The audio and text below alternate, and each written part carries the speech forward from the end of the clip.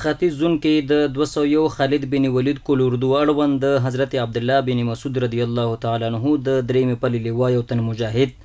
اول خان مفتون د ټکنالوژي پر مټ د شکل کمپیوټر سره وصل کړي چې د شکل کمپیوټر سره د 500 متر واټن کې د کمپیوټر په وسیله نښه ویشتې شي.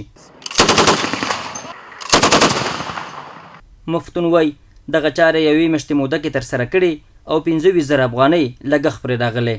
لکه څرنګه چې موږ ته دغه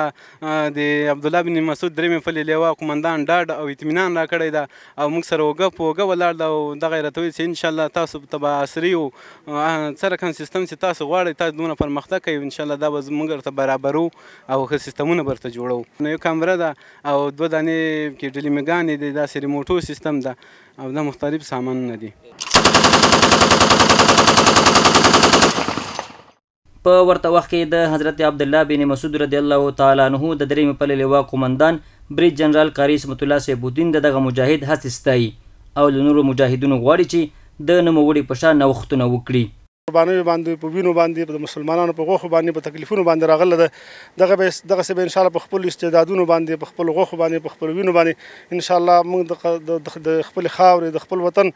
انشاءالله د ولیش نه به انشاءالله په دغه باندې دفاع کوو او انشاءالله ملګري نور هم اماده دي نور اختراګانې هم انشاءالله کې ترتیبونه هم روان کړي دي انشاءالله چې